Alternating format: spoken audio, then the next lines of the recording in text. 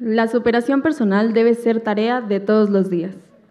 Estimados socios y amigos de esta asociación, la barra de profesionistas en Derecho y peritos en Ciencias Forenses, AC, les da la más cordial de las bienvenidas a todos y cada uno de ustedes a este último día de seminario Actualización de tópicos actualización de tópicos del Sistema Penal Acusatorio y Derechos Humanos.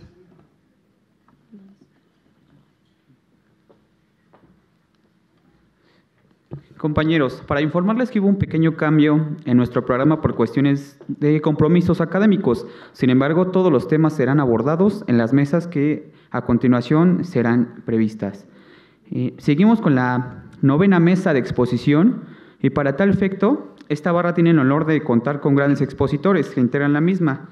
Tenemos la extraordinaria presentación del maestro Ricardo Ojeda Gándara, juez del Sistema Procesal Acusatorio de la Ciudad de México, con el tema Movimientos Internacionales Trascendentes para la Gestación y Consolidación de los Derechos Humanos. Un aplauso, por favor. Buenas tardes a todos y a todas. Muchas gracias por la invitación y vamos a platicar un poco de un tanto diferente. Todas las pláticas son muy técnicas. Ayer estuve viendo algunas y son muy técnicas de la legislación, la normatividad, correcto, muy bien. Pero yo hoy quiero que hablemos de algo como que previo, algo como que histórico y cultural que también es necesario para poder comprender la situación actual. De modo que mi plática se llama Movimientos Internacionales Relevantes para la Configuración y para la Consolidación de los Derechos Humanos. Además, ayer dijeron que era como un buffet, ¿no? Y que pues, podíamos levantarnos y tomar y escoger más. Vamos a empezar entonces hoy con esto, que es como un postre, como una entradita, no como un postre, el postre es al final, como una entradita, como un aperitivo, para que ya después de mí todos los ponentes ya van con ese tinte normativo que tiene este tema o este congreso. Bien, pues bueno, lo que quiero decir es que desde la humanidad, voy a hablar un poco de historia. Miren, me gustan estos dos libros que los traje aquí. De aquí saqué mucha información. Este se llama El libro de la historia. Y bueno, pues está muy bonito. Si van a las librerías, cómprenlos. Es una colección muy grande. Está el libro del cine, el libro de la mitología, el libro de la filosofía, el libro de la ley. Y así pueden hacer su enciclopedia como que bien bonita. Y también este libro me gusta mucho. Este es mi súper favorito. Se llama Ideas. Este es para un lector. Cuando lean este voy a decir, ustedes son unos lectores, ¿no?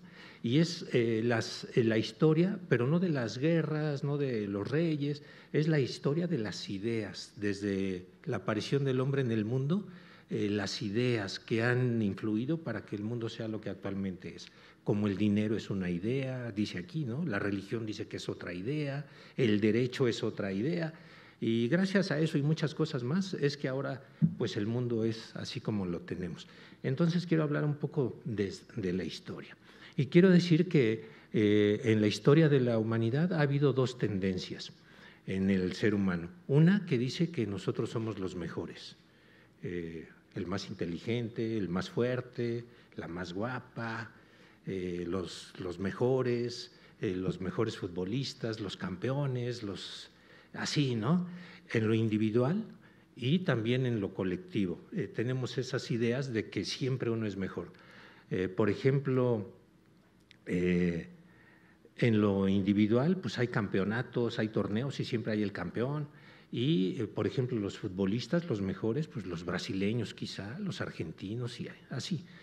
Y en la vida social también, por nacionalidad, ¿no?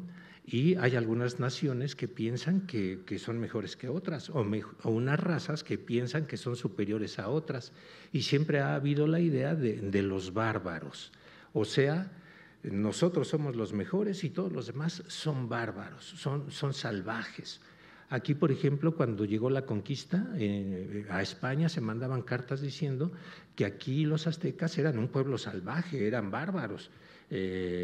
Mataban, sacaban los corazones, se bebían la sangre y que corrían ríos de sangre y que las aves no podían volar de tanto que pesaban la carroña que comían y nos consideraban unos bárbaros y así ha sido siempre. Entonces ha habido una tendencia en la humanidad desde siempre de separarse y de cuidarse y de decir nosotros somos los mejores. Y por eso se han hecho muchos muros en la historia de la humanidad. De los muros que yo recuerdo, pues está obviamente la muralla china, ¿no? Dicen que es la única construcción que se ve desde el espacio, quién sabe si eso sea cierto. Aquí en México, en Puebla, hay un lugar que se llama Jicotepec o Xicotepec, donde también hay una muralla, le dicen la muralla china mexicana, ¿no? A ese lugar, aquí en la sierra de Puebla. Y también está en Roma, está la muralla de Adriano. Bienvenido. Bienvenido. Estamos hablando de la historia de la humanidad y cómo el hombre siempre se quiere dividir, ¿no? Y cómo se separa, y uno dice que los salvajes son los otros y nosotros somos los mejores. Incluso aquí en el Fuero Federal y el Fuero Común, ¿no? Y así siempre. Los jueces del Reclusorio Sur somos los mejores. ¿No sabían eso? ¿Que los del norte y los del oriente? ¿No? Y los de delitos no graves, o de paz o menores o como se llamen, esos no, esos son puros chismecitos y acá es el derecho y así decimos siempre, ¿no? Entonces el hombre siempre se ha dividido, está la muralla china, esa muralla de Puebla, de Jicotepec, decía la de Roma, del emperador Adriano, de los estoicos, para protegerse Roma de los pueblos invasores, de los pueblos bárbaros. Está también la muralla de Jerusalén, quienes han ido a la Tierra Santa. Yo pude ir cuando cumplí un aniversario. Fuimos y desde el Monte de los Olivos, ahí abajo se ve Jerusalén con su muro, ¿no? Y la cúpula que tiene ahora. Bonito, ¿no? En la Biblia es famosa la historia de que los muros de Jericó, el pueblo dio vueltas 7 días y tocó las trompetas y se derrumbó la muralla. Y siempre ha habido esas divisiones. Aquí en México no es la excepción. Todavía el sexenio pasado, en el gobierno de Estados Unidos, ¿cuál fue una de las banderas electorales? Voy a construir un muro para que ya no vengan los latinos, ya no pasen acá, porque hay desigualdad. América no es lo mismo en el norte que del centro para el sur. Es diferente, como que fueras a otro mundo, ¿no? Y se quiso hacer un muro todavía en esa época tan reciente. Y el más famoso es el de Berlín, el muro de Berlín. Les voy a contar una historia que me da, una anécdota que ocurrió ayer y que me da un poco de pena, pero para ilustrar me voy a aguantar la pena y se las voy a decir. Miren, ahí en casa, en el local de junto, no sé qué van a construir, que están levantando la banqueta y no sé si van a cambiar la tubería o no sé si algún arreglo van a hacer. Entonces ayer que llegué en la noche, todos los pedazos de banqueta, de piedra, del cemento, estaban en mi jardinera, ¿no? Pidieron permiso ahí a mi familia, oiga, podemos poner ahí eso en lo que estamos con los trabajos. Pero ¿qué creen? Llegué y estaban mis 2 nietas pequeñitas y nunca, se los juro que nunca, pero ayer había una cucaracha en la cocina. Y mis nietas, ¡ay, la cucaracha! Y fue un drama, ¿no? Entonces agarré un vasito y la atrapé, ¡pac! La encarcelé, ¿no? Ahí le puse el vaso y ahí se quedó la cucaracha. Y dije, ahí déjenla hasta que llegue su mamá para que ella la mate porque a mí me dan asco, ¿no? Y ya al rato llegó la mamá y ya le dijeron las niñas, ¡ay, una cucaracha! Fue un escándalo, ¿no? Entonces ya la sacó y la mató con la escoba. Así les pasó a los alemanes en el muro de Berlín. Se durmieron una noche y al día siguiente ya estaba el muro. Primero era como que de metal, unas alambradas, pero al paso de los días lo fueron construyendo ya de manera formal y cada vez más alto y cada vez más sólido. Y el pueblo quería y daba su vida y arriesgaba su vida por escapar de ese muro porque les pasó como a la cucaracha, los encarcelaron y ya no pudieron salir a ver a su familia que estaban enfrente. Y esa era la Alemania democrática, que de democrática dicen los que viven allá solo tenía el nombre, ¿no?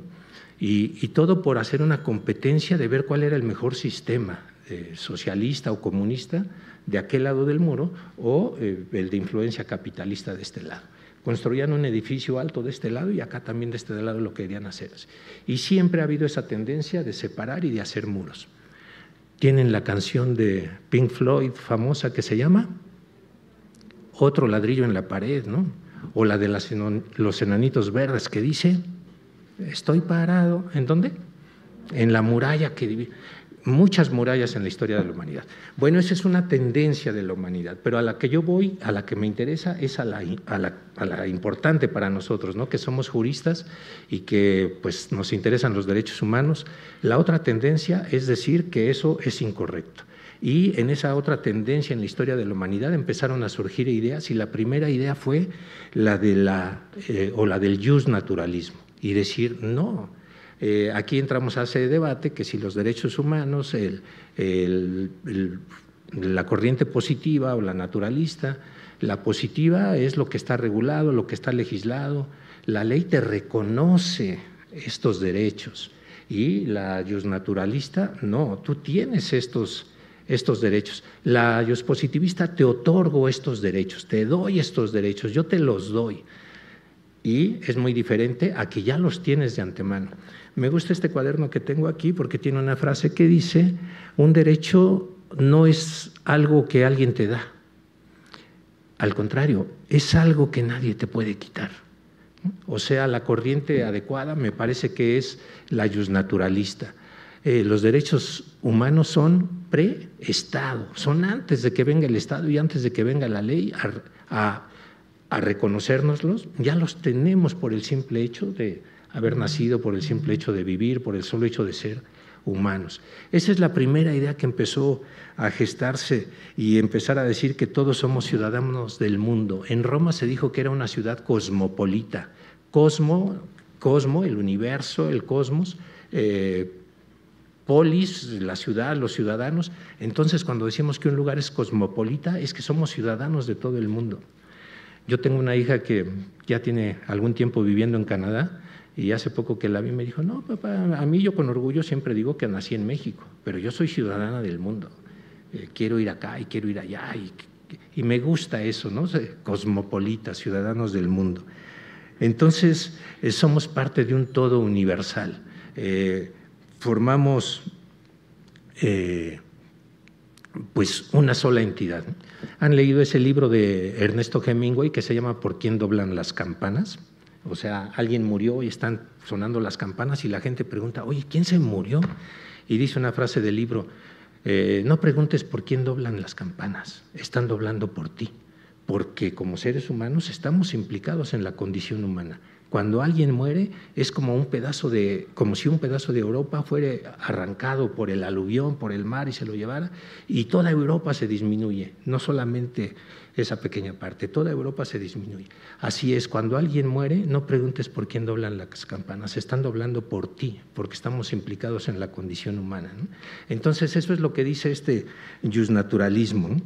Y esto lo han dicho muchas culturas a lo largo de toda la historia de la humanidad, los estoicos, los hedonistas, los estoicos romanos de Marco Aurelio, los hedonistas que seguían doctrinas algunas de Aristóteles, los chinos, los romanos, los sánscritos, los árabes, los hindúes, los cristianos, la Biblia, el libro básico fundamental en materia religiosa, al menos para nosotros, todos tienen esa misma idea, ¿no? Los hindúes dicen, ya no existen las castas como antes, somos una sola casta, la humanidad. Y el Talmud dice que el polvo del que fuimos creados fue tomado de todos los rincones de la tierra. Somos una sola mezcla, ¿no? Un proverbio romano dice, todos los hombres son cocidos de la misma pasta. Y los cristianos dicen que todos somos uno en Cristo, ¿no? Y somos una nueva criatura en Cristo, y que toda la tierra es una familia, y que los otros son iguales a nosotros, todo es mío y todos son mis hermanos. Esas son las ideas de la universalidad, ¿no?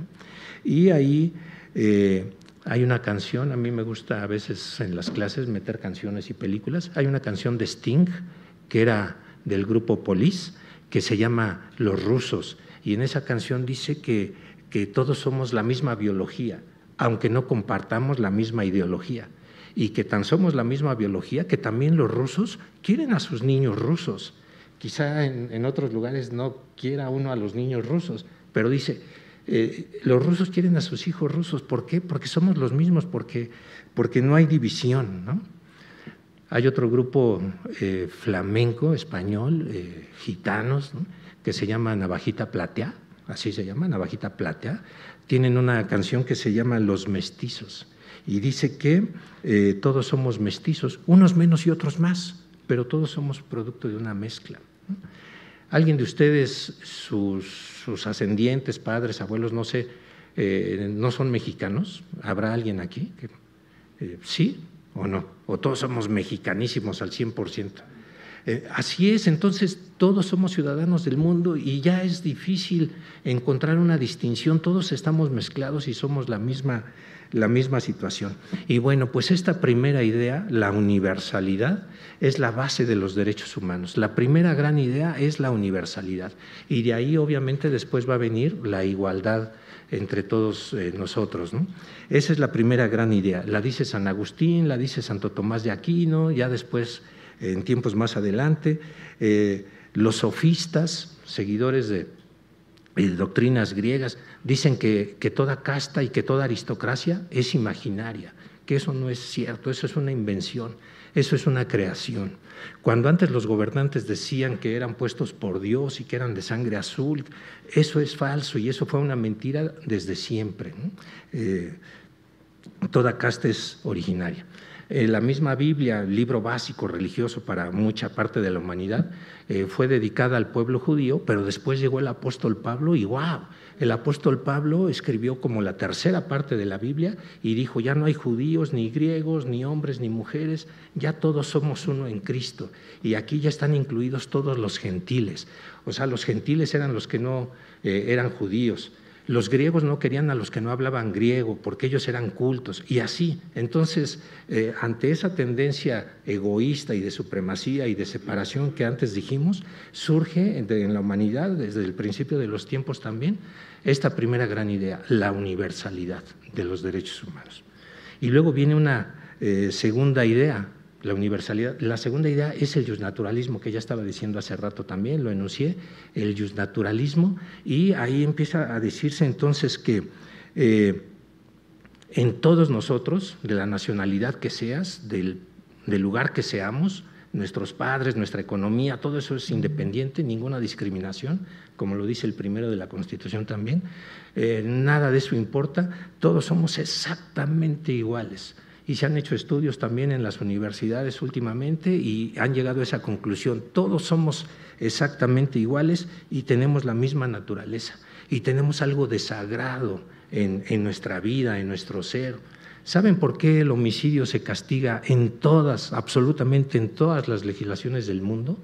Porque fuimos hechos a imagen y semejanza de Dios. Tenemos algo divino, tenemos algo sagrado. Nadie puede atentar contra la vida de nadie. Entonces esta idea justnaturalista dice el hombre tiene algo irreductible, tiene algo que no se le debe quitar, que no se le debe coartar, que no se le debe menoscabar o no le debes destruir, ¿no? Todos los humanos dicen eso. Los hindúes dicen que el ser humano es parte de la cadena cósmica que es la vida, somos parte del cosmos. ¿Conocen ese verso que se llama Desiderata?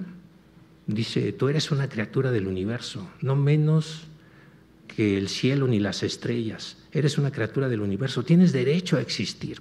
Y sea que te resulte claro o no, indudablemente el universo marcha como debiera.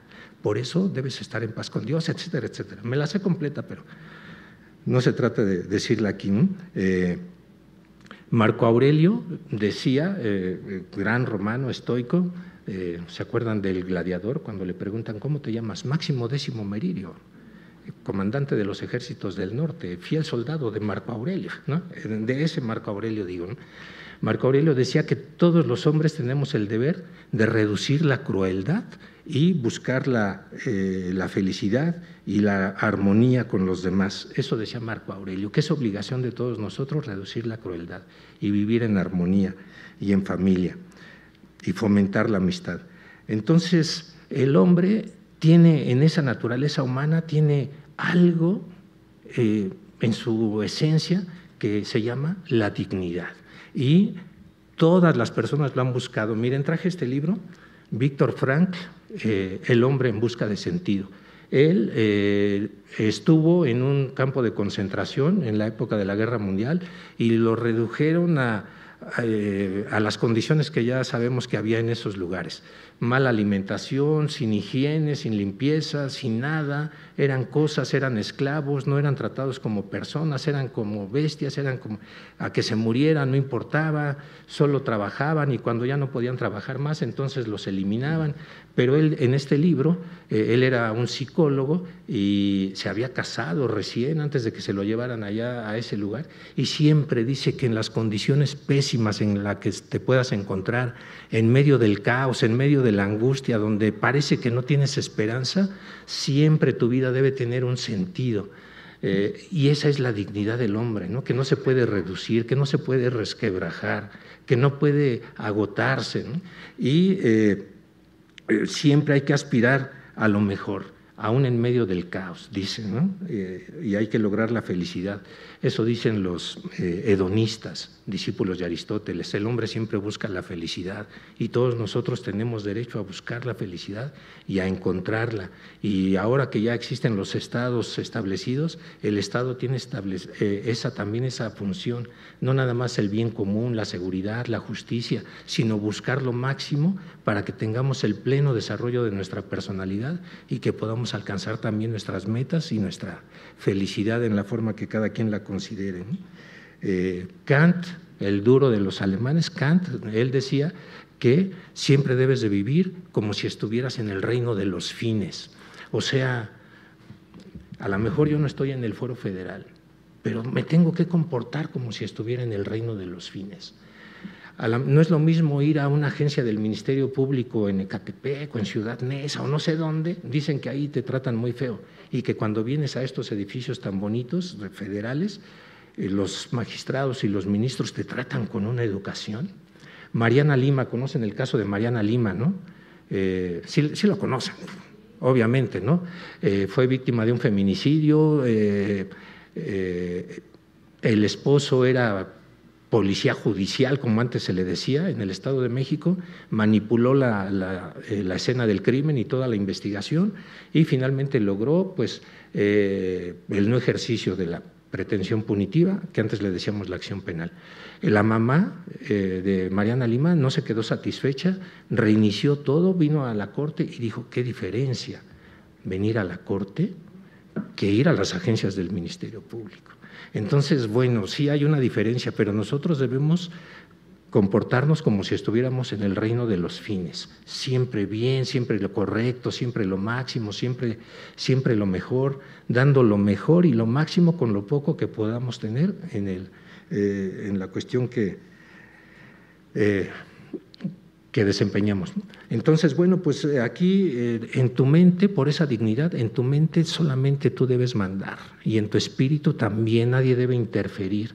Debemos tener esa libertad y esa dignidad de elegir y de poder optar. Y nadie nos puede doblegar, nadie nos puede humillar o nadie nos puede sobajar en el ejercicio de la dignidad, ¿no? Hay una canción de otro brasileño en los años 60, antes del Mundial de México, que ganó Brasil. En el año 60 tuvo una dictadura horrible, igual que esta que se narra en este libro, que es de Mario Vargas Llosa y se llama La Fiesta del Chivo. Esta es una dictadura en República Dominicana, que bueno, pues lo deben leer, hasta había la serie también, que solamente se llamaba El Chivo, y pues ahí se ve cómo Rafael Leónidas Trujillo, el dictador de esta época acá, le decían su majestad, su soberanía,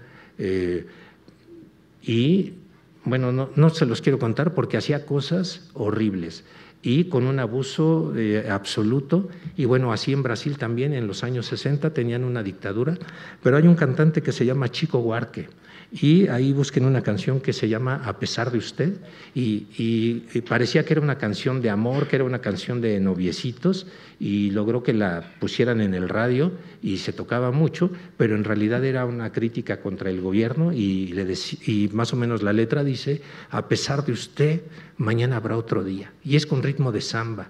¿Qué pueblo hay en la tierra más alegre que el brasileño, ¿no? Y con más sabor y con más ritmo y todo ello. Entonces, al hombre no le puedes quitar ni su alegría, aún en las condiciones más horribles, porque siempre mañana habrá otro día, es lo que decía la canción, y como les digo, fue una indirecta, ¿no? Entonces, el tema con estas dos ideas de la universalidad de los derechos humanos, el justnaturalismo que nos desemboca en la dignidad de las personas, es como se empiezan a gestar todas las ideas de los derechos humanos a lo largo de la historia. Y se piensa que pueden ser algo posible, algo que es aceptable y que tiene que ser practicable.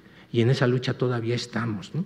Por eso ahorita cuando platicamos de este tema, que a la entrada parece que este cuate de qué viene a hablar, estamos en algo de derecho. En realidad tiene muchísimo que ver porque es la base de todo ello, ¿no? Y voy a hablar de los movimientos internacionales que son importantes para esta gestación y consolidación de los derechos humanos. Bueno, pues primero decirles que no siempre ha sido así, ¿no? Ya tenemos la idea separatista y las dos ideas que inspiran los derechos humanos, pero no siempre ha sido así. Desde el año 334 a.C. estaba Alejandro Magno y él le decían el rey del mundo, porque era un conquistador y sus territorios, sin aviones ni nada de eso, en aquella época logró dominar gran parte del territorio. Le decían el rey del mundo, ¿no? A Julio César lo asesinaron en el año 44 a.C., el 15 de marzo. Yo cumplo años el 14 de marzo y siempre me acuerdo que al día siguiente fue cuando asesinaron a Julio César, porque Julio César también era un arbitrario, decía, Roma soy yo, así decía. Hay un libro de Julio Posteguillo, que no lo traje aquí, que Julio Posteguillo escribe mucho sobre Roma y también lean su historia. Él decía, Roma soy yo. Y en Francia saben ustedes también que Luis XIV dijo su frase famosa, clásica, que él dijo, el Estado soy yo. Y cuando eso pasa, cuando el Estado es un solo hombre o una sola persona, si el poder corrompe, el poder absoluto corrompe absolutamente. Y entonces tú ahí no tenías derecho a nada, no existías, eras una cosa, dependías de su estado de ánimo. El gobernante en esas condiciones es el dueño de todo, es el dueño del aire, de la mañana, de las flores, del viento, de lo que quiera, hasta de tu vida. Y en esas condiciones, bueno, ya me falta poquito tiempo, 5 minutos. Entonces voy a decir que con toda esta historia, en 5 minutos concluyo. El primer acontecimiento importantísimo fue la Reforma Protestante, que nadie la toma en cuenta. Pero en el año 1517 Martín Lutero protestó y clavó sus 95 tesis en una universidad de un lugar, Weimar, me parece que se pronuncia, porque se quejaba de los abusos de la Iglesia. En la Iglesia te vendían indulgencias. Ya no les puedo contar la historia de por qué se crearon las indulgencias, pero eran para conseguir dinero. Decían, en el momento en que tú des la moneda en el platillo, el alma de tu familiar automáticamente vuela al paraíso y se queda. Y también decía la Iglesia en aquel tiempo que el Espíritu Santo se complacía cuando quemaban a los herejes. O sea, por favor, ¿no? Entonces Martín Lutero marca sus 95 tesis donde desafía todo aquello que venía de Roma, del papado, y se genera esa gran reforma. A él lo persiguen, le pasan muchas cosas, luego llega Calvino, Juan Calvino, y completa su obra, pero con la reforma religiosa se trata de quitar el oscurantismo de la Edad Media y regresar a las bases de la Biblia originalmente. Entonces, en primer lugar, lo que la Reforma protestante consiguió fue la libertad de la ignorancia, porque la gente no sabía leer. Y si la Reforma dice tienes que leer la Biblia y estar en comunión con la Biblia, porque esa es la verdadera cristiandad, entonces tenías que aprender a leer. Y logró que se creara la primera escuela en el mundo, pública, gratuita y obligatoria. Nos liberó la Reforma protestante de la ignorancia, de la pobreza también, porque la gente no le gustaba trabajar. Los que venían con Cristóbal Colón en la Niña, la Pinta y la Santa María para la expedición y la conquista, se quejaban de que Cristóbal Colón los ponía a trabajar. Decía, el almirante es un déspota y quiere que trabajemos. Mejor nos hubiéramos quedado en España. A diferencia de los padres peregrinos que con esa reforma de Martín Lutero en Inglaterra, donde no tenían libertad religiosa y eran obligados por aquellas disposiciones, dijeron, vámonos a otro mundo mejor, vamos a crear un lugar mejor, y vinieron a colonizar, no vinieron a conquistar a Estados Unidos. Y entonces ellos, el 80% de los hombres que venían en ese barco que se llamaba el Mayflower, sabían leer. Y el 70% de las mujeres que venían en ese barco también sabían leer. De modo que esa reforma religiosa nos liberó de la ignorancia, de la pobreza. Ellos, esos descendientes de esos padres peregrinos, son los fundadores, generaciones después, de las universidades de Harvard, de Yale y de Princeton, consideradas dentro de las 10 mejores del mundo por evangélicos. Por los evangélicos han ganado el premio Nobel desde 1990 hasta el año 2000 en un 65% de veces, por el espíritu de estudiar. Bueno, ya no les puedo explicar todo esto, pero la reforma nos dio libertad de conciencia, libertad de pensamiento. Tú puedes creer en lo que tú quieras, libertad de la ignorancia, libertad de la pobreza y de libertad de la tiranía, porque antiguamente todo era por imposición. Entonces, los grandes movimientos que dieron motivo a los derechos humanos es, por un lado, la Reforma Protestante, por el lado inglés y norteamericano. Y esto se reflejó en que se creó un parlamento ya después de la colonia de Virginia y la Constitución de Estados Unidos, que reconocen la igualdad. Y ya no les dije el ejemplo de Juan Sin Tierra, de la Carta Magna, porque me faltó para eso. Pero bueno, por un lado es eso, y se logra crear un parlamento que le dice no al rey, que lo controla. Y ahora ya sabemos, el rey reina, pero no gobierna, ¿no?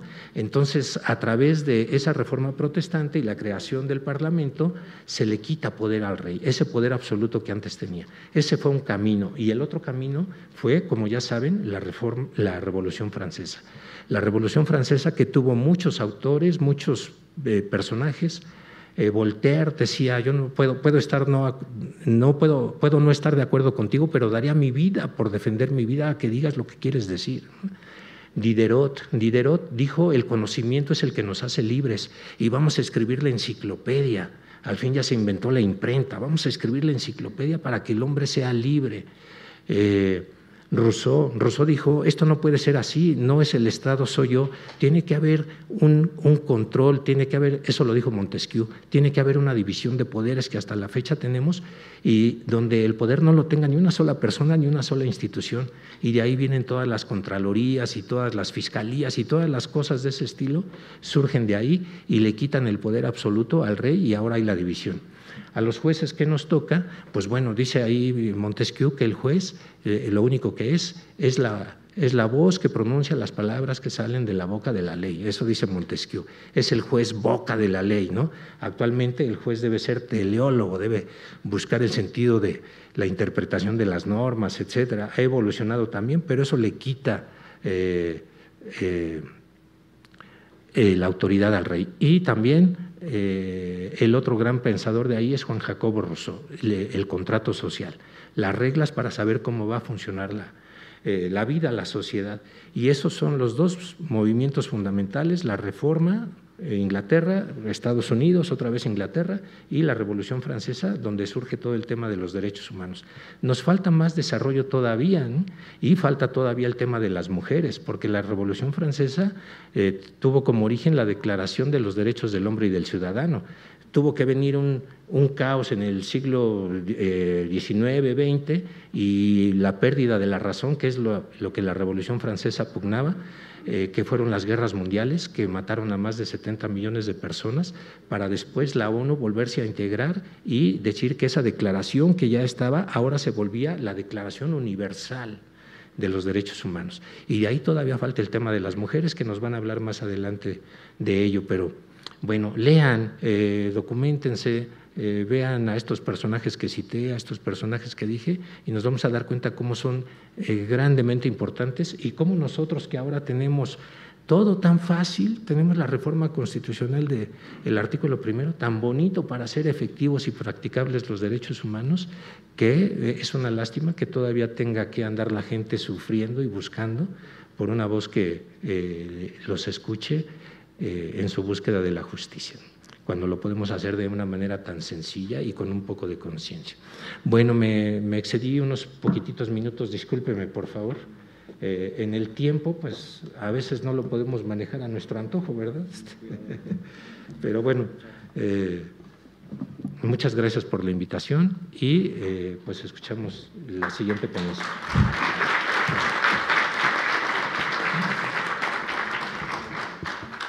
Seguimos con las mesas de esta exposición.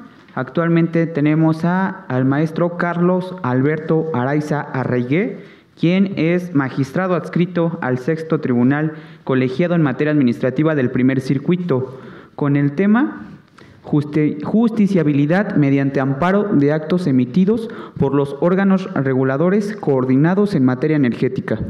Le cedo el uso de la voz. Me disculpa si me retiro. Hubo unos cambios, se anunciaron, y uno de los cambios fue el mío por diversas actividades ya contraídas. Me quisiera quedar a escucharlo, pero solo el Espíritu Santo puede estar en todos los lugares a la vez. Uno no.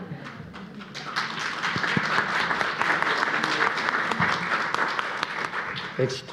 Gracias, muy amable. Bueno, de entrada, aclarar, no soy magistrado, soy secretario en funciones de magistrado, soy secretario de la Suprema Corte de Justicia de la Nación en la ponencia del ministro Javier Lainez, solo que estoy actualmente comisionado como secretario en funciones. Seguido esto, pues bueno, ofrecer una disculpa por la demora para poder incorporarme a esta mesa, pero el tráfico justo de venir de los tribunales colegiados en materia administrativa para acá me ocupó tiempo, pero bueno, ya. Vamos a centrarnos en el tema que nos interesa para esta tarde, que es justo lo relacionado con la justiciabilidad de los actos de los órganos reguladores coordinados. Y voy a retomar algo de lo que el señor juez comentaba en esta tan espléndida charla que tuvimos oportunidad de escuchar. Me voy a enfocar de entrada con uno de los temas más importantes que encontramos en el campo de los derechos humanos, que es la transversalidad. A partir de estas ideas abstractas lo voy a empezar a aterrizar al punto que quiero llegar con los actos de órganos reguladores coordinados. ¿Y por qué la transversalidad? Porque la transversalidad es una de las características y principios propios de los derechos humanos. ¿Qué implica esa transversalidad? Que los derechos humanos están construidos de manera relacionada, como ladrillos en una pared, en la que yo si golpeo un ladrillo, invariablemente voy a afectar a los otros. Así pasa con las violaciones a derechos humanos. Si yo afecto el derecho al agua, seguramente voy a estar afectando de manera directa o indirecta, pero de alguna manera va a generarse una afectación a algún otro derecho. Y esto no es la excepción para el caso de temas muy específicos que se nos presentan en la materia administrativa, que es la que yo en su mayoría tengo experiencia, porque encontramos a partir de una serie de reformas que se hicieron a nivel constitucional y posteriormente a nivel legislativo secundario, unas inconsistencias en el sistema que la Corte las ha ido corrigiendo mediante interpretación. Sin embargo, el problema es que al día de hoy las normas se encuentran vigentes, son derecho positivo y por tanto en principio nos obligan a todos. Esto también me va a llevar a un aspecto que al final del día es el objeto de la reflexión que quisiera que se llevaran esta tarde, que es el principio contramayoritario que rige de manera implícita en la función judicial que hacemos a través del ejercicio y conocimiento de los juicios de amparo. ¿Y por qué me refiero al principio contramayoritario? Porque, bueno, al final del día lo que buscamos es la salvaguarda del derecho del quejoso. Esto a lo mejor a la sociedad no le gusta porque dice, a ver, la ley se hizo para cumplirse y porque una persona se va a salir con un amparo para que la ley no se le aplique a esa persona. Porque como jueces constitucionales o operadores jurídicos en órganos jurisdiccionales federales, estamos obligados, y es nuestro deber precisamente, salvaguardar los derechos de esa persona, si bien también los derechos de la colectividad.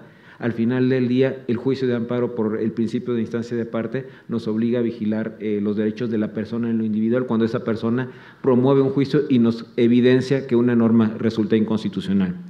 Y bueno, esto sería el marco en principio sobre el que va a desarrollarse un poco esta charla.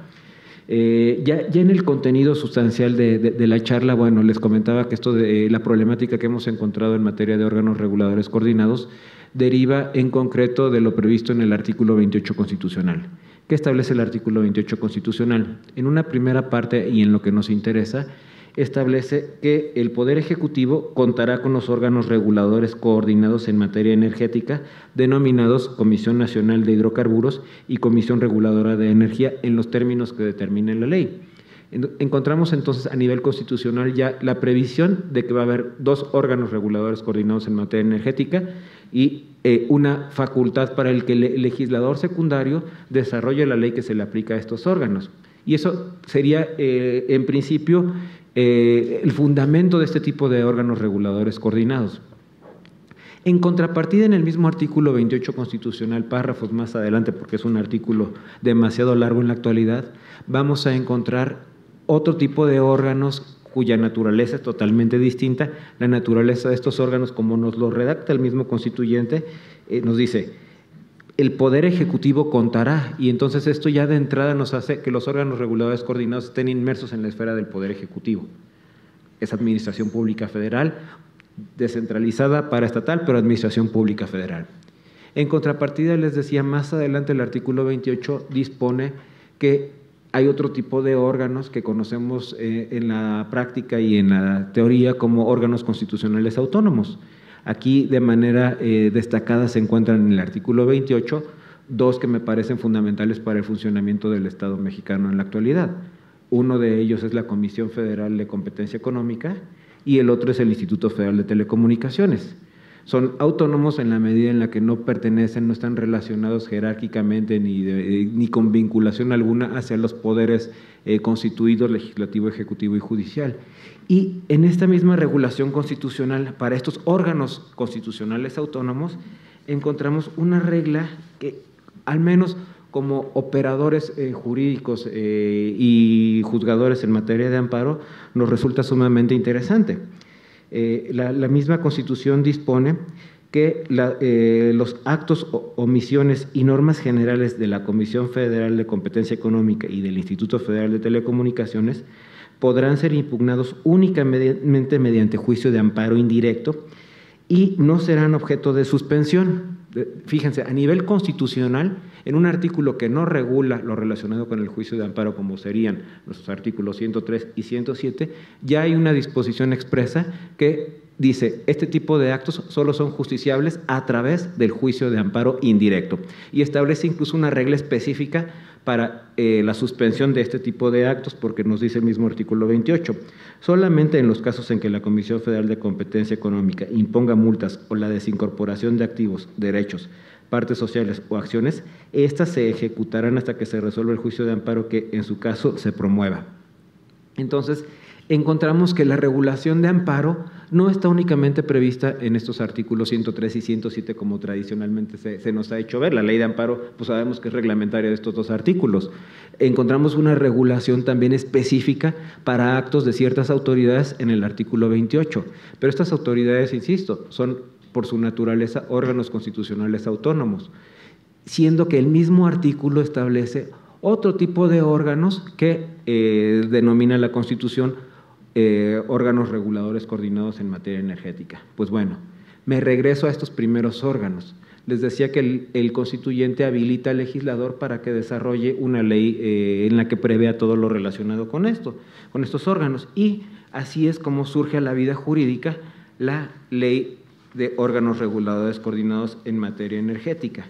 Esta ley ya ha sido analizada en 2 ocasiones por la Suprema Corte, justo por una problemática de carácter constitucional que nos derivó y que al final del día, pues de alguna forma nos ha llevado a invalidar un artículo específico de esta legislación. ¿Qué establece esta legislación primero que nada? Bueno, su artículo 27 dice: las normas generales, actos y omisiones de los órganos reguladores coordinados en materia energética podrán ser impugnados únicamente mediante el juicio de amparo indirecto y no serán objeto de suspensión. Solamente en los casos que impongan multas, estas se ejecutarán hasta que se resuelva el juicio de amparo que en su caso se promueva. ¿Qué advierten aquí? La ley, prácticamente esta ley de órganos reguladores coordinados en este artículo 27, es una copia del artículo 28 constitucional, en el entendido de que el artículo 28, cuando habla de todo esto que les acabo de leer de la ley de órganos reguladores coordinados, la Constitución lo hace para órganos constitucionales autónomos, IFT y COFESE. Y en el apartado de la Constitución que habla de órganos reguladores coordinados, el constituyente jamás, pero jamás, se le ocurrió poner esta regla que sí expresamente previó para otros órganos de distinta naturaleza. Entonces, en realidad, lo que en principio vemos es que al legislador secundario se le hizo fácil crear un sistema de excepción que replica de la Constitución, pero ojo, arriba de la Constitución, pues a lo mejor si nos queremos ver muy kelsenianos, muy positivistas, encontraremos la norma hipotética fundamental, pero formalmente no vamos a encontrar en realidad ninguna otra norma de mayor jerarquía. Entonces, esa regla constitucional que se dispuso expresamente para COFESE e IFT es de aplicación estricta y nada más puede utilizarse para COFESE e IFT. Sin embargo, este artículo 27 de la ley secundaria hace que esa regla se extienda a órganos para los cuales el creador de la Constitución no consideró que tenía que regirse con esta prohibición de acudir a instancias ordinarias. Y esto tiene una lógica. A ver, antes de que se incorporara esta prohibición en el artículo 28 constitucional para el IFT y la COFESE, los actos o normas que emiten, teníamos una dualidad. Los asuntos se iban en la vía administrativa por un lado, a juicios ordinarios, a juicios contenciosos administrativos, pero también se iban a juicios de amparo indirecto y llegábamos a tener criterios contradictorios porque lo que pasaba por un contencioso y luego por un tribunal colegiado podía venir en contrasentido de lo que había resuelto un juez de distrito y eventualmente un tribunal colegiado como revisor de la función constitucional. Entonces, el constituyente dijo, a ver, para evitar esta doble vía, lo que voy a hacer es que los actos de IFT y COFESE únicamente sean por amparo indirecto y les pongo una regla en cuanto a la suspensión, que no serán suspendibles salvo las excepciones que la misma Constitución establece. Y les decía, además esto ya pasó en 2 ocasiones por la segunda sala de la Suprema Corte. La primera justamente fue relacionado con la prohibición de la suspensión. Hubo empresas, personas que se les ocurrió, pues atendiendo esta regla de la ley de órganos reguladores coordinados, impugnar actos, normas o omisiones de estos órganos en juicio de amparo, siguiendo la regla sin cuestionarla, la aceptaron y acudieron al juicio de amparo, pero solicitan la suspensión. ¿Y qué hacen los jueces de distrito? Pues la negaron porque la ley de órganos reguladores coordinados les prohíbe conceder suspensión contra actos, normas o omisiones de estas autoridades. Cuando el asunto llega a la revisión a la Corte dice, no, ojo, esto es una regulación de amparo que está fuera de la ley de amparo. La ley de amparo es la que tiene que regular lo relacionado con la materia de amparo, porque si no al rato vamos a encontrar que a lo mejor en el Código Civil también establece el legislador una regla en cuanto a la improcedencia del amparo contra sentencias que se dicten en la apelación. Entonces, la Corte cuando analiza esto, emite al final del día un primer criterio, que es la jurisprudencia, tesis aislada, mejor dicho, porque no se reiteró, es tesis aislada con número de registro 20.15.393 de rubro, suspensión en el juicio de amparo. El artículo 27 de la ley de órganos reguladores coordinados en materia energética es inconstitucional por no respetar el principio de reserva de ley reglamentaria. Esto, insisto, bajo la idea de que la regulación de amparo única y exclusivamente puede estar prevista en la ley reglamentaria de la materia de amparo, que es la ley de amparo. Entonces, la Corte dice, este artículo no le puede servir al juez para negar la suspensión, porque pues entonces en todos los amparos que lleguen reclamándose actos, normas o omisiones de órganos reguladores coordinados, invariablemente el resultado de la suspensión iba a ser la negativa. Y entonces la Corte dice, juez de distrito, cuando tengas este problema no me aplicas este artículo porque es inconstitucional y me vas a resolver lo relacionado con la suspensión con lo que establece la ley de amparo en el artículo 128 o los que resulten aplicables si hubiera algún acto que se pudiera regir por una regla distinta de la del 128 de la ley de amparo. Este es el primer momento, pero les digo, los quejosos llegaron aquí aceptando la condición o la restricción que les prohíbe acudir a otras instancias distintas del juez de distrito para reclamar estos actos. El segundo momento fue un momento mucho más complejo porque derivó de empresas que, lejos de acatar lo que establecía este artículo, dijeron, a ver, yo solicité un permiso a la Comisión Reguladora de Energía, órgano regulador coordinado, y me lo está negando por unas razones de mera legalidad, porque consideran que no cumplí permisos y requisitos y aspectos formales, y yo considero que esa negativa es incorrecta. Promueven, en vez de un juicio de amparo, un juicio contencioso administrativo. Y el juicio contencioso administrativo dentro del Tribunal Federal, el tribunal se considera incompetente, y no la incompetencia de la sala que en específico conoció del asunto, sino la incompetencia por completo de todo el Tribunal Federal de Justicia Administrativa, con el argumento de que la incompetencia deriva justo de este artículo 27 de órganos reguladores, porque la competencia se la da a los jueces de distrito. Entonces es una incompetencia del órgano, pero además improcedencia de la vía. El asunto pasa por tribunales colegiados, y los tribunales colegiados confirman esta determinación en amparo directo. Ya para este momento se introducen cuestiones de constitucionalidad en las demandas y llegan eventualmente a la Suprema Corte. ¿Qué hace la Suprema Corte? Analiza esto, pero lo analiza bajo un matiz mucho más complejo, en el que tenemos la ejecutoria es el amparo directo 4664-2019, y es una ejecutoria que en lo personal me parece sumamente didáctica, porque lo que hace es distinguir y nos establece las reglas del juicio de amparo, y dentro del juicio de amparo está el principio de definitividad, y el juicio de amparo se retoma y se rige por la ley de amparo. El Tribunal Contencioso Administrativo es un tribunal de carácter de legalidad, con facultades para revisar actos de la administración pública, y esto es muy importante, porque los órganos reguladores coordinados, les mencionaba al principio, son órganos de la administración pública al final del día. Y si le sumamos a esto, que es un tema adicional a considerar, el Tribunal Federal de Justicia Administrativa tiene salas especializadas para actos de órganos reguladores. Entonces, este criterio que en algún momento manejaba el Tribunal Contencioso de decir, pues yo soy incompetente porque esto compete a un juicio de amparo, la pregunta sería, bueno, si eres incompetente porque estos actos son justiciables mediante juicio de amparo, ¿por qué tú en tu misma estructura orgánica estableces una sala que conoce de órganos, actos de órganos reguladores? La tercera parte de la sentencia que les comento del amparo directo 4664 es hacer una sinopsis entre el juicio de amparo, el juicio contencioso administrativo y los actos que emite la administración pública, y esto con base en la interpretación del artículo 28 constitucional, donde se dice, a ver, si el constituyente hubiera querido establecer la prohibición de irse a la instancia ordinaria de legalidad, léase Tribunal Federal de Justicia Administrativa, para este tipo de actos, lo hubiera previsto cuando previó en la Constitución, en el propio artículo 28, donde sí estableció esa restricción para COFESE e IFT, lo hubiera metido ahí.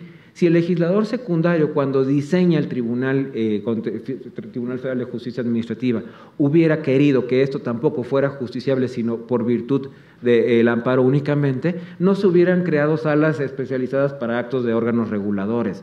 Tercera, la naturaleza de los actos que se están analizando aquí provienen de autoridades de la Administración Pública Federal. La Constitución así lo establece. Y si el mecanismo para impugnar actos definitivos de la Administración Pública Federal lo son los juicios contenciosos a nivel federal, pues entonces, ¿cuál es el problema de que estos actos sean justiciables en la vía contenciosa administrativa? Más cuando el asunto, como les comentaba, versaba sobre cuestiones de mera legalidad, que no iba a realizarse ninguna interpretación de carácter constitucional, ni era un requisito para poderlo hacer. Vamos, en el caso del IFT y de la COFESE, es cierto, el juez de amparo se acaba volviendo la instancia de legalidad para esos actos. ¿Pero por qué? Porque el constituyente así lo dispuso expresamente en el artículo 28. El problema es que acá el constituyente no fue el que lo hizo, fue el legislador en ejercicio de esta cláusula que se le dio en el párrafo correspondiente del propio artículo.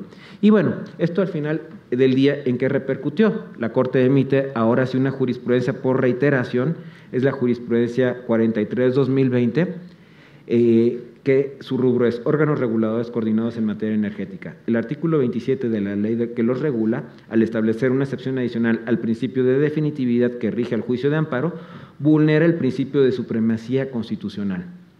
Ojo, este criterio deriva de amparos directos en revisión, y recordarán ustedes que regla fundamental cuando estamos en amparo directo respecto de constitucionalidad de normas es que solo aplican para el caso concreto, no traen el efecto amplio que encontramos en un amparo contra leyes en la vía indirecta. Y entonces este criterio, aunque es jurisprudencia, pues en principio, dado que la norma, el artículo 27 de la Ley de Órganos Reguladores Coordinados, es una norma de carácter procesal, pues no lo voy a poder plantear mediante un amparo indirecto, porque necesitaría yo ya estar dentro de un procedimiento, pero como el procedimiento no puede ser en principio en términos de la propia ley la vía contenciosa administrativa, sino el juicio de amparo indirecto, me imposibilita para promover un amparo contra la ley con su naturaleza autoaplicativa, y acaba siendo imposible que haya una declaratoria general. Además, si le sumamos que a los legisladores se les pasó en su momento promover una acción de inconstitucionalidad en contra de este artículo,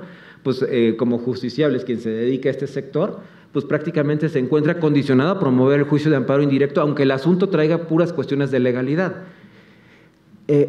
¿Cuál es el aspecto al final del día que quisiera yo resaltar de todo este marco enredado normativo que encontramos?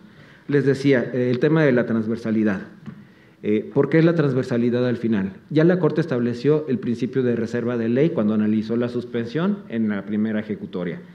En esta segunda ejecutoria se analiza el principio de supremacía constitucional, pero además, si consideramos que se tratan de normas de carácter instrumental que vamos a utilizar dentro de procesos como sería el juicio contencioso o bien el juicio de amparo, vamos a encontrar también seguramente una afectación a la seguridad jurídica, al principio de legalidad y posiblemente a algún otro derecho. Entonces, aquí es donde vamos a reafirmar cómo la afectación de un derecho, de un derecho humano, puede repercutir directa o indirectamente hacia otros, y esto nos hace pensar inmediatamente, bueno, ¿y por qué esta norma sigue vigente?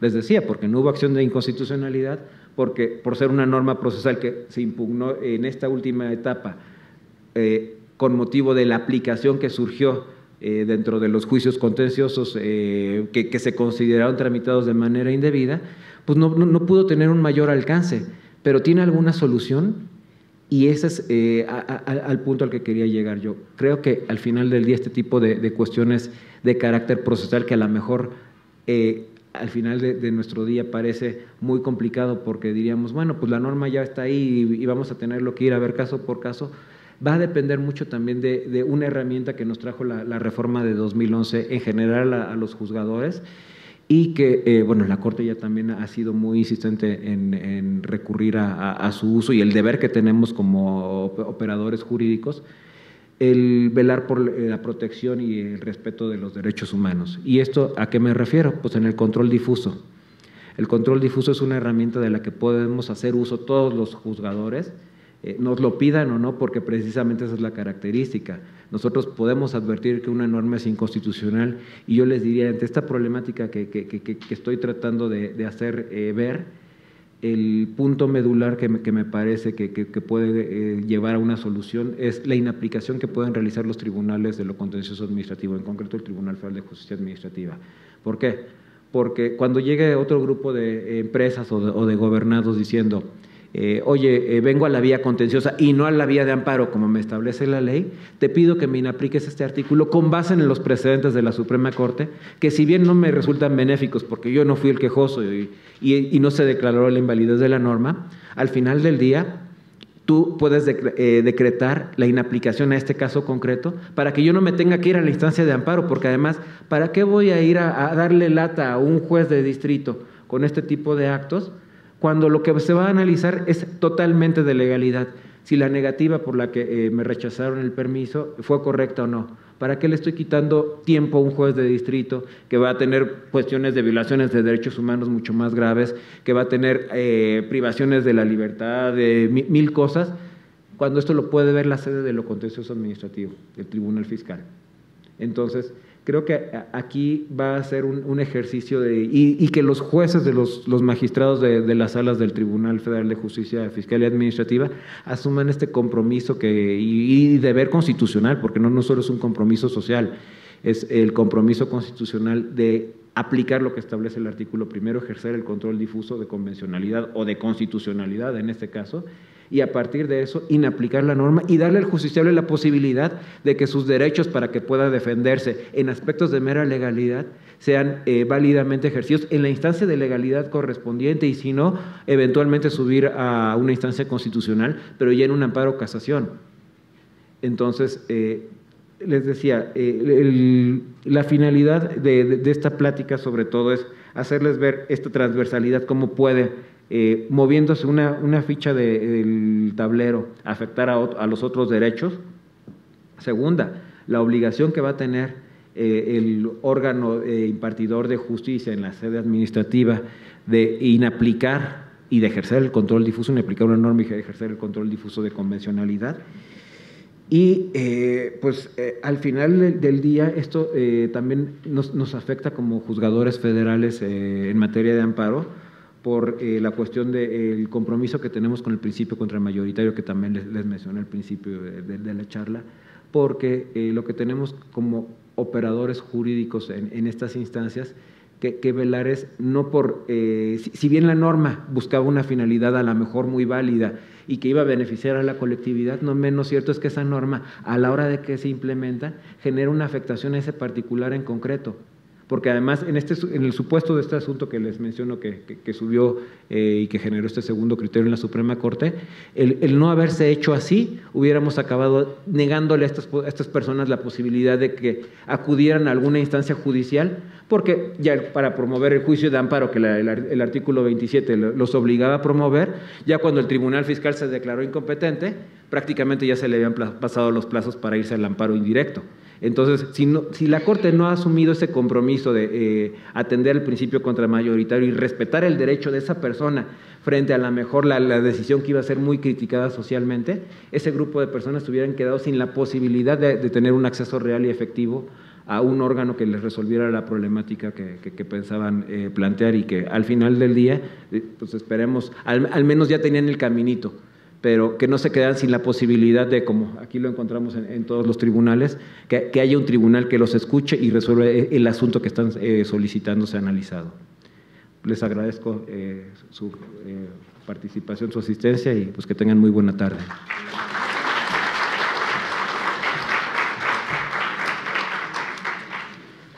Despidamos al ponente con un fuerte aplauso, por favor. E invito al doctor Faustino David Aboites de la Cruz para la entrega del reconocimiento por la participación, por la maravillosa ponencia.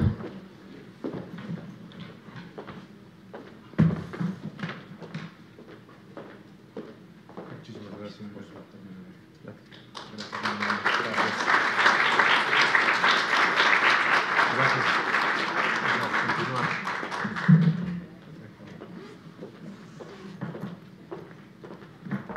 Muchísimas gracias y bueno, vamos a continuar con nuestra segunda mesa. Ya están por acá nuestros tres siguientes expositores. Vamos a esperar unos minutitos en lo que hacemos el cambio de mesa.